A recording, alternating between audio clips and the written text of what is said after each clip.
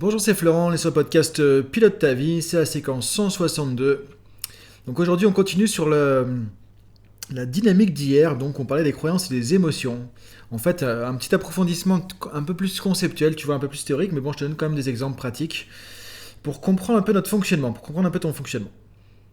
Donc hier on a vu effectivement que c'est les croyances qui vont déclencher, en tout cas, les émotions qui vont venir. C'est-à-dire que quand tu ressens une émotion dans un contexte donné, c'est pas un hasard, c'est pas juste parce que je sais pas pourquoi je ressens ça, non. C'est lié à comment tu vas interpréter, percevoir une situation donnée.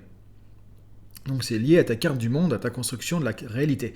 En tant qu'être humain, ça vient du constructivisme en psychologie, la PNL se base là-dessus à la base, on considère que l'être humain construit sa propre version de la réalité, tout simplement. Donc ça c'est le point de départ, quoi. C'est pas, disons, chose qu'on a inventé, c'est quelque chose qui a un point de départ et qui fait référence à des modèles conceptuels de psychologie. Qu'on retrouve aujourd'hui dans les neurosciences aussi, hein. Les neurosciences aussi montrent ça, les sciences cognitives aussi montrent ça, que voilà, simplement, on est un être humain, et l'être humain appréhende la réalité sous un certain angle, et du coup, c'est ce qu'on appelle, nous, des croyances dans le monde de la PNL, ce qu'on appelle des convictions ailleurs, des a priori ailleurs, des jugements ailleurs. En spiritualité, on parle aussi un peu de croyances ou choses comme ça.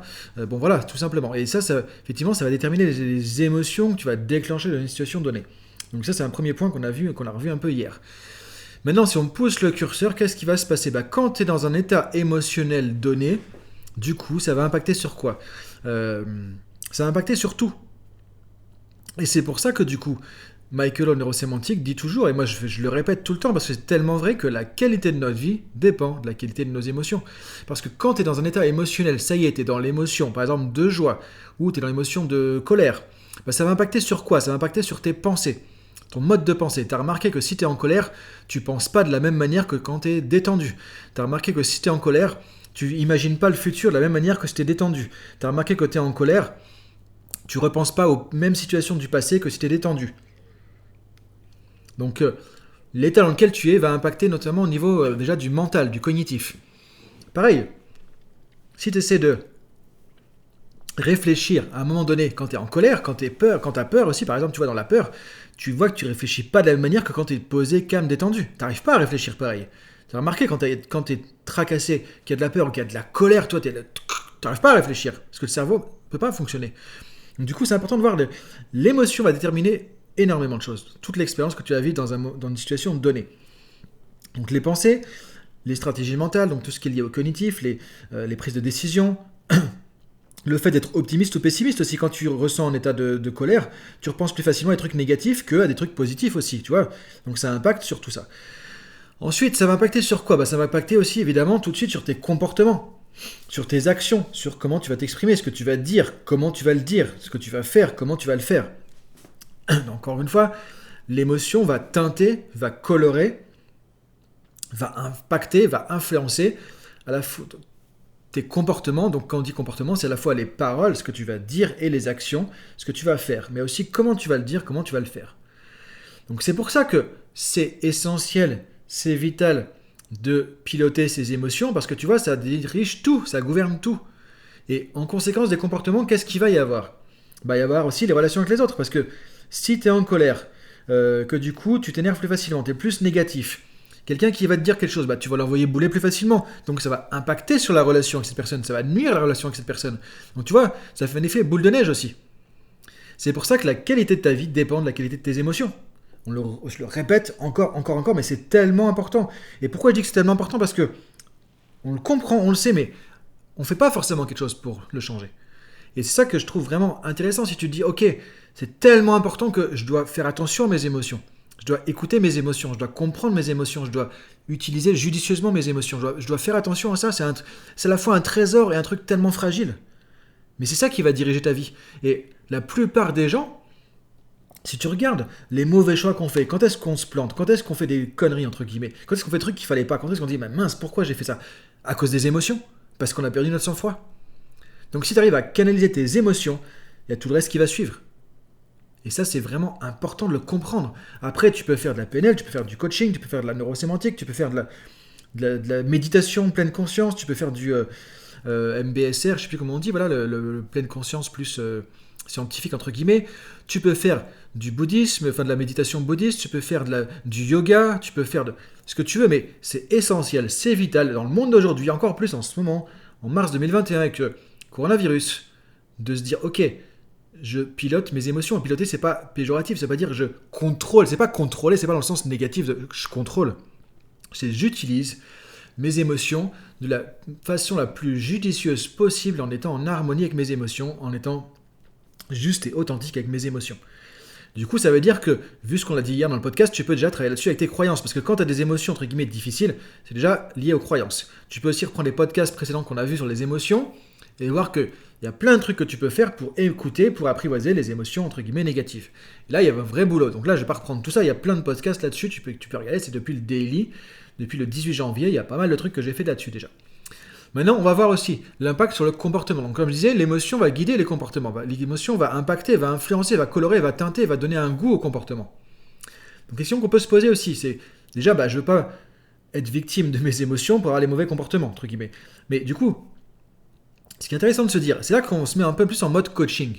C'est si je veux réussir à faire tel comportement, par exemple, je veux parler en public de manière efficace, je veux être confiant devant mon client, je veux pouvoir faire ma compétition de sport dans le top niveau pour pouvoir être au sommet de mon art. Je veux pouvoir réussir mon concert de piano, par exemple. Donc, tu veux avoir un comportement, une action qui va être la plus optimale possible. Et là, tu vas être dans la meilleure version de toi-même, dans la zone d'excellence. Tu vois, parce que quand tu vises l'excellence, tu dis, ok, il y a forcément un comportement, des actions qui sont rattachées à ça. Maintenant, question de se dire, ok, vu que mes comportements sont impactés, sont teintés, sont colorés par mes émotions, dans ce cas, la question de coaching à poser, c'est quel est le meilleur, entre guillemets, état émotionnel dans lequel je serais bien que je sois quand je vais avoir ce comportement. Quand je vais avoir la compétition de sport, quel est l'état émotionnel que je voudrais avoir? Peut-être de la confiance, de l'énergie, de la motivation, quelque chose comme ça, tu vois, ou un mélange de tout ça, parce que tu peux avoir un mélange d'émotions aussi. Truc qu'on peut faire en PNL, par exemple, des ancrages avec plusieurs émotions, plusieurs ressources.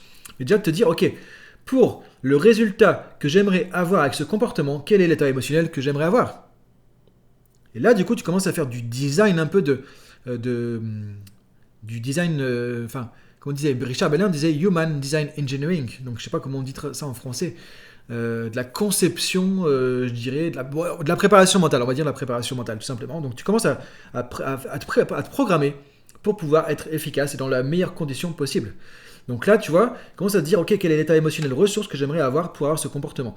Si je veux être dynamique devant mes troupes quand je suis en tant que manager, tu vois, ou leader, par exemple, dans une réunion, quel est l'état émotionnel que j'aimerais avoir, dont j'ai besoin? La confiance, motivation, l'enthousiasme, croire en moi, avoir de l'énergie, parce qu'il faut peut-être de l'énergie pour convaincre les gens, pour, tu vois, la niaque quelque part. Donc, c'est quoi les émotions que je vais contacter pour avoir le juste comportement par rapport à ce que je vise comme résultat de ce comportement? Et là, du coup, tu te poses la question de dans quel état me mettre à un instant T. Et là, on revient sur tout ce qui est dynamique d'ancrage, d'auto-ancrage. Donc, je sais pas, il y a des podcasts là-dessus que tu vas trouver. Donc, comment se mettre dans l'état émotionnel qu'on choisit à un instant T. Ou déjà, comment travailler les croyances pour que mes croyances me mettent dans le bon état émotionnel possible et pas dans n'importe quel état émotionnel. Tout simplement. Donc, tu vois, là, tu peux commencer à faire de la construction, à te dire, je vais piloter mon fonctionnement, je vais apprivoiser mon fonctionnement, je ne vais pas subir mon fonctionnement. Encore une fois, tout ça, le plus important, c'est de se dire, voilà, je ne vais pas subir. Je ne vais pas subir simplement mes croyances, je ne vais pas subir mes émotions, je ne vais pas subir des trucs qui ne vont pas, je ne vais pas subir des trucs que je répète dans le temps qui ne sont pas satisfaisants pour moi. Je peux prendre les choses en main et c'est le but du coaching, c'est le but de transmettre des outils comme la PNL et après c'est le but de l'auto-coaching que tu peux faire avec ça. C'est pour ça que moi, je continue à donner des formations en PNL. Alors il y en a une qui va commencer dans pas longtemps, dans quelques jours là du coup. Si ça t'intéresse, il faut m'envoyer un message très très vite. Et du coup parce que c'est transmettre ces outils pour pouvoir ne plus être victime, non pas de soi-même, mais de la méconnaissance qu'on a de nos fonctionnements fondamentaux.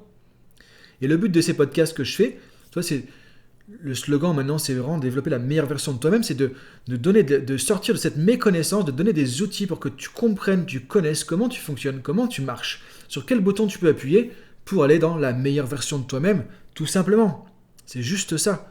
Donc, c'est bien comprendre, ok, maintenant, il y a les croyances, il y a les émotions, les comportements, tu peux prendre du recul là-dessus, voir comment ça marche pour toi et comment piloter un peu plus ça. Donc tu peux changer au niveau des croyances, tu peux influencer au niveau des émotions, tu peux aussi influencer au niveau des comportements. Là, c'est plus de la technique, c'est plus de l'opérationnel, c'est plus du comportemental. Mais du coup, encore une fois, dis-toi que pour donner les meilleures chances possibles, c'est être dans un état émotionnel qu'on appelle ressource, donc utile. Si tu passes un examen, par exemple, de recrutement, ou je sais pas, ou un examen d'études, par exemple, bah, tu vas dire, ok, il faut que je sois dans un bon état, ressources de calme, par exemple, de détente, de concentration. Par exemple, moi, quand je faisais mes cours de pilotage d'avion, pour passer ma licence d'avion, de pilote, bah, du coup, effectivement, j'ai dû travailler beaucoup la concentration. Alors, j'avais déjà travaillé d'autres fois dans ma vie.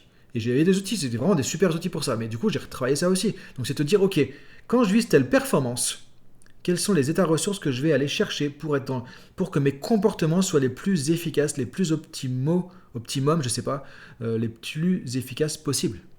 C'est ça que tu vas aller chercher. Et tu peux même aller chercher des croyances qui vont renforcer ça. Tu vois, des croyances aidantes, cette fois, peut-être pas des croyances limitantes, des croyances aidantes. Donc, je te laisse réfléchir à tout ça. Tu peux reprendre, si tu veux, le podcast d'hier, ce podcast-là, et là, tu as déjà un schéma qui se dessine, de fonctionnement de on pourrait dire ton fonctionnement neuro-linguistique ou neuro-sémantique. Et c'est pour ça qu'on parle de PNL, programmation neurolinguistique, ou de neurosémantique, du coup, comment fonctionnent les croyances, le sens, les émotions, les comportements, et comment tu peux agir avec tout ça. Donc voilà, je te laisse réfléchir à tout ça. Tu peux regarder encore une fois, je le répète, sur dailypilotetavie.com, il y a les tutos que j'envoie une fois par semaine. Donc là où tu as vraiment une petite méthode pour appliquer tout de suite. Et toutes les fiches, notamment si tu veux la fiche de ce podcast-là, tu vois, si tu te dis, oh là, il y a pas mal de trucs, bah du coup, tu vas sur dailypilotetavie.com, tu t'inscris à la fiche PDF, donc vas-y, fais-le. Et si tu veux échanger avec moi, vous êtes de plus... Alors là, moi, franchement, ça me fait plaisir, tu vois, si tu m'écoutes, c'est que on a parlé bientôt, je serais super content parce que j'ai plus de gens qui viennent me parler sur Instagram. Alors pourquoi Instagram? Parce que Facebook, j'y suis très peu, c'est plus compliqué pour moi.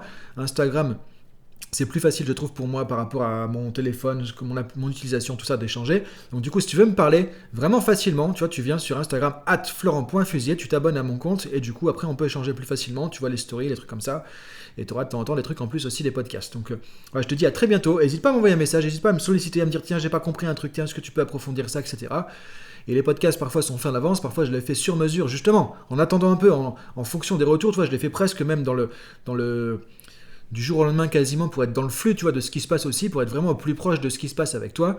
On a entre 1000 et 2000 et quelques écoutes par jour sur les podcasts aussi, donc du coup il y a du monde, donc tu peux me contacter. Alors vous n'êtes pas non plus des centaines à me contacter, donc ça fonctionne encore. Donc je t'invite vraiment, si tu veux me parler, allez sur Instagram @florent.fusier et sur dailypilotetavie.com déjà pour suivre tout ça. Et puis il y a bientôt des trucs qui vont arriver de nouveau aussi sur le podcast. Donc voilà, je te dis à très bientôt, enfin à demain si tu me suis du coup. Bonne journée à toi, je laisse cogiter à tout ça. Salut!